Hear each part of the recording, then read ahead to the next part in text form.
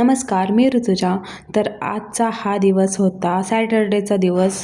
जवळ-जवळ त्याच्यावर 2 सॅटर्डे गेले आणि मला काय मोबाईलला नंतर हात लावायची इच्छा होत नव्हती.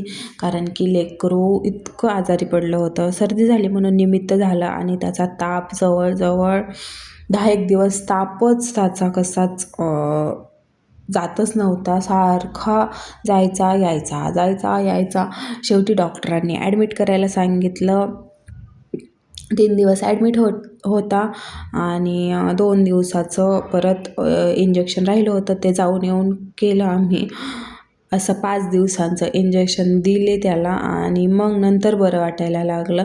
त्यानंतर मी हा व्हिडिओ एडिट करायला घेतला. तर सॅटर्डेच्या दिवशी म्हटलं थोडी थंडीही वाढली आणि माझ्या मोबाईललाही कपडे नव्हते.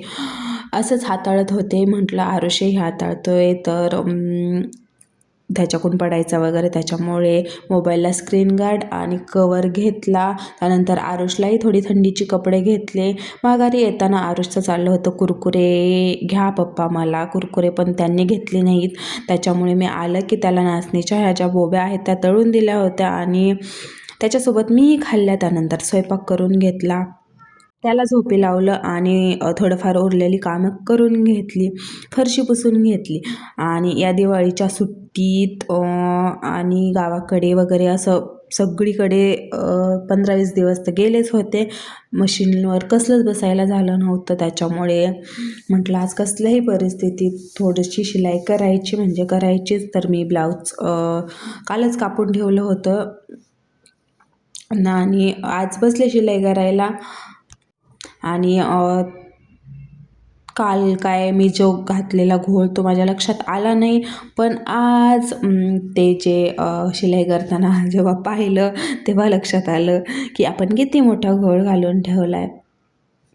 आणि तो मी सुधारते की नाही ते कळेलच पुढील ब्लॉगमध्ये. आणि आरुष झोपेतून उठल्याच्या नंतर त्याला खाली सायकल खेळायला घेऊन गेले होते आणि वरती आल्यावरती त्याला जे कपडे आणले होते ना ते पाहिले कसे दिसत आहेत ते. एकंदरीत छान दिसत होते त्याला. त्यानंतर सिंपल असं जेवण बनवलं होतं आणि ते आम्ही करून घेतलं. चला तर मग इथेच आपला व्लॉग एंड करते. आणि जर आपले व्लॉग पाहायला आवडत असतील तर आपल्या चॅनलला सबस्क्राईब करा, व्हिडिओला लाईक करा आणि काळजी घ्या. चला बाय.